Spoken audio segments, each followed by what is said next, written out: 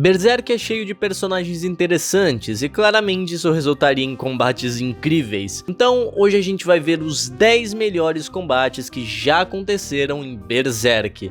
E meu amigo, era mais coisa do que eu imaginava, essa lista eu tive que peneirar muito bem pra colocar só os melhores. Mas antes do vídeo, já sabe né, se inscreve e dá o like aí meu lindão. Também vai lá na minha comunidade do Discord que rolou uma mega reforma graças aos moderadores maravilhosos que a gente tem lá, velho, só os melhores dos melhores. Bom, sem mais delongas, bora cair na brutalidade das lutas de Berserk.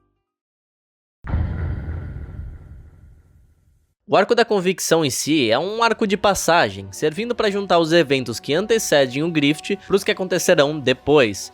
Mas isso não significa que não teríamos uma luta incrível no final dele. O Guts contra o Mosgus é quase feito pra que a gente se sinta vingado, velho, porque, meu Deus, como eu odeio o Mosgus. E não é à toa, toda a construção do Mosgus é exatamente pra criticar a fé cega que ele tem por algo e usar ela pra justificar as suas atitudes radicais, como torturas e violência. Mas no momento que ele tava prestes a morrer pra aquele bicho gigante, o Ovo do Mundo Perfeito transforma ele e seus discípulos em pseudo-apóstolos.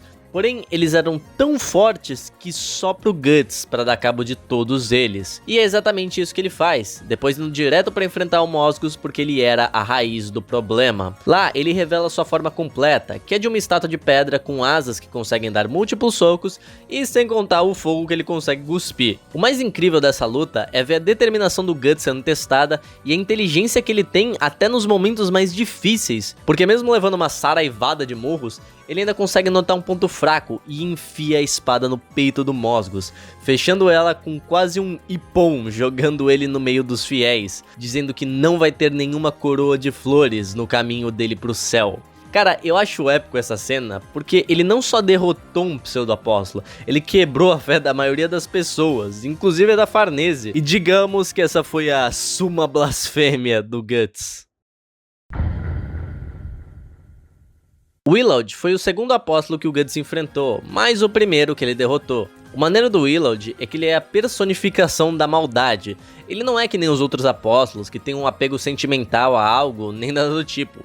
Ele é literalmente um cachorro louco que só liga pra ele mesmo. Ver essa selvageria entrando em confronto com o Guts é muito bem feito. Primeiro, que quando ele para o ataque do Guts com as mãos, como se não fosse nada, surpreende a gente. O mangá construiu até agora que o Guts é um cara muito forte, então como é possível alguém fazer isso com tanta naturalidade? A luta que vem seguindo depois disso não perde esse sentimento, com ele fazendo tudo o que ele pode, cortando, furando o olho, sufocando, tudo isso pra conseguir derrotar aquele demônio. E a maior parte do tempo, sozinho. Ninguém do bando do Falcão, além do Guts, tem coragem, ou melhor, força pra ir pra cima de uma criatura dessa e ainda por cima vencer. Só que essa vitória foi meio ilusória, já que depois de tudo aquilo, o Willowed ainda sobreviveu, mas não por muito tempo, já que esse último suspiro dele só serviu pra dar pra gente uma das melhores aparições do Zod no mangá inteiro, com ele vindo atrás dele pra dar o golpe final.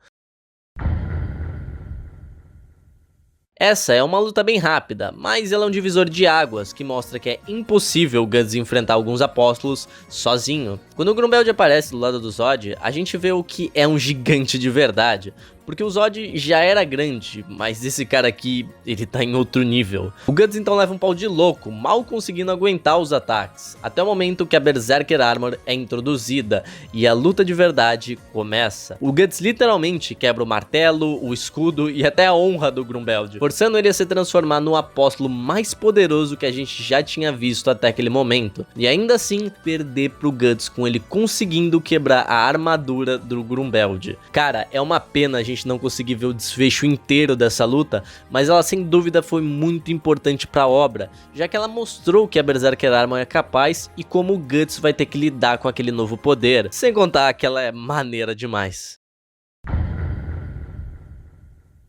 Nesse momento, a gente vê um exército sendo dizimado pelos monstros do Ganishka, mas é aí que as pessoas que sabem lidar com criaturas chegam. Com uma espadada só, o Guts já manda vários pra vala. O Serpico e o Isdoro acompanham, mostrando as habilidades que eles aprenderam até aquele momento. O trabalho em equipe deles é muito maneiro, mas essa cena é roubada completamente pelo Guts quando ele enfrenta aquele monstro marinho enorme que ele teve que usar Berserker Armor pra derrotar na primeira vez. Ver ele usando a sua força humana e apenas isso pra lidar com aquele monstro lembra o início da obra, onde ele nunca teve o amparo de nada para enfrentar aqueles seres colossais. Eu real gosto de ver que o Miura fez um callback pro início da obra, um Guts se machucando, apanhando e dando o máximo dele para conseguir matar só um monstro, tá ligado? Depois disso, a gente tem dois painéis bem rápidos, um que é o Guts andando pra cima de um exército de Dakas e o outro que é literalmente uma dezena deles mortos no chão. Mas, como se não fosse o bastante, a Shirka ainda solta um feitiço de fogo que atropela todo o resto. Cara, essa batalha é muito marcante porque ela mostra o que o grupo inteiro do Guts é capaz de fazer,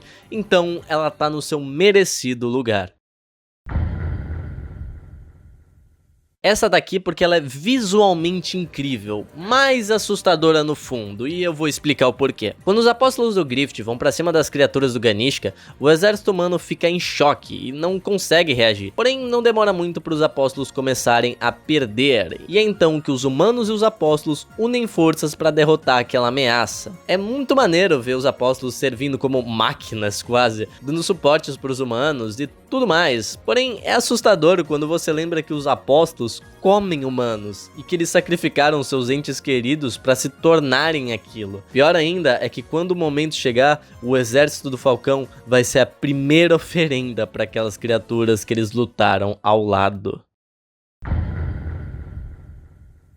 A luta contra o Deus do Mar é interessante porque ela começa assim que o Guts pisa naquela cidade. Ver um monstro tão massivo se disfarçando no meio daquelas pessoas e aos poucos tomando conta daquela cidade, dá um suspense a mais que os outros arcos não tinham. Ver o Guts consequentemente enfrentando essas criaturas, o Isidoro tendo uma tensão bem maior nessa parte, com seu confronto contra o Bonniebeard e a aparição de uma criatura que tem um tamanho ridiculamente grande. Sem dúvida, aquele era o maior empecilho no caminho do nosso grupo. Mas a gente sabia que eles iam achar um jeito de se livrar deles, né? É óbvio. O jeito que o Miura desenha as lutas no navio agrega no combate como todo. A luta e o controle que o Guts está tendo sobre a Berserker Armor fazem essa parte serem únicas. E inclusive fazendo mais um callback lá pro início da obra. Lembra aquela cena quando eles estavam resgatando o Grift, fugindo dos Bakirakas? E tem uma personagem feminina que solta fogo no grupo? O Pimpin quebra o teto em cima deles e faz o fogo escapar pra cima, já que aquele lugar tava segurando muita pressão. E o Guts faz exatamente a mesma coisa aqui, cortando o céu da boca dos deuses do mar pra conseguir ser catapultado pra cima e evitar o ácido do estômago. Também o fato dele estar confrontando monstros que não exatamente tem alguma relação com a maldade do mundo, como os Trolls e as criaturas de Qliphoth,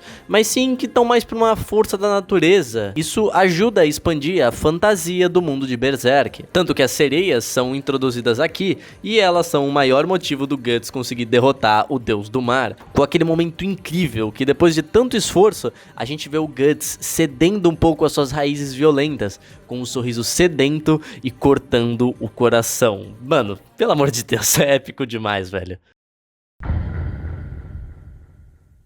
Essa batalha, sem dúvida, tem uns painéis lindos e muito bem trabalhados, mas pra ser sincero, o que mais me pega nela é o contexto. O Guts vem lutando a vida toda e já era algo normal pra ele. Só que nesse combate, ele já tava querendo sair do bando do Falcão, então ele começa a pensar nos motivos dele estar ali. Se ele tá arriscando a vida por ele mesmo ou se é pela casca, o que tinha mudado nesse tempo.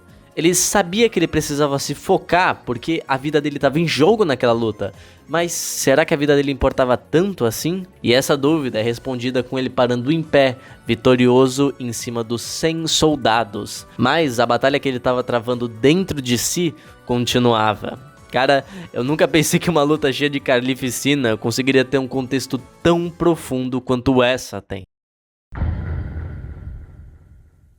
A luta em si, ela é bem simples e curta, mas o motivo dela é que é bom. Ver o Guts e o Grift cruzando espadas de novo é ver um ciclo que tava se fechando. Na primeira vez, o Guts perde, mas não porque ele era mais fraco, e sim porque faltava motivos pra ele. O Guts só queria sobreviver, enquanto o Grift tinha um sonho. e essa vontade foi muito mais forte que a do Guts. Só que agora as coisas são diferentes, o Guts tem um motivo para ir embora, e ele quer ir em busca da coisa mais importante que o próprio Griffith disse que era, que é um sonho de um homem. As espadas então se cruzam e rapidamente tudo acaba. A lâmina e a esperança do Griffith tinham sido quebradas, tudo pro Guts dar uma última olhada para trás e ir embora. Olha, isso não tá em sequência de propósito, tá? Foi sem querer, eu juro. Bom, o Eclipse, além de ser um dos eventos mais aclamados por muitos fãs de Berserk, mostra o lado mais assustador do Guts, e sinceramente não é pra menos. O amigo dos caras traiu eles depois de tudo que eles fizeram, todo mundo que você conviveu morre, demônios começam a te perseguir e o cara renasce como um demônio pra ainda por cima ir lá e a tua mina. Mano, o Guts foi no mínimo sensato nesse rage. Ver os painéis dele lutando pela sua vida como nunca antes e a velocidade que ele lida com os mais diferentes apóstolos é de tirar o fôlego. Tipo, eu preciso lembrar vocês que o Guts quase morreu tentando causar um mínimo de dano no Willowed. Pois é, mas nesse curto espaço de tempo, aquele já tá assim, matando ou pelo menos danificando bastante qualquer apóstolo que entra no caminho dele. Mas o melhor de tudo é o resultado que esses eventos causam, que vocês vão ver já já. O arco das crianças perdidas é facilmente um dos melhores na obra inteira, e o Guts dessa parte também tá muito diferente do que a gente se acostuma depois. Essa parte segue direto os eventos do arco do Espadachim Negro, ou seja, o Guts ainda é uma besta sanguinária a esse momento, e tudo isso fica bem mais claro quando o confronto com a Rossini começa. Ele ateia fogo na floresta dela inteira e pretende lutar naquele lugar com ela. Quando ele é picado pelos pseudo-apóstolos dela, ele não pensa duas vezes antes de se tacar no fogo e usar o corpo de um deles que estava em desenvolvimento para apagar as chamas, olhando para ela com esse olhar assustador. A própria Rossini, que era um apóstolo, questiona se ele era humano de verdade ou um monstro, e não demora muito para ela ter essa resposta. Depois de usar tudo que tinha, ela acha que conseguiu matar o Guts. Mas quando ela vê, ela só atravessou a bochecha dele. O medo na cara dela é visível e ele corta ela sem nem pensar. Mano, eu sei que isso foi uma fase muito ruim pro Guts, mas dizer que não é maneiro ver ele desse jeito é mentira.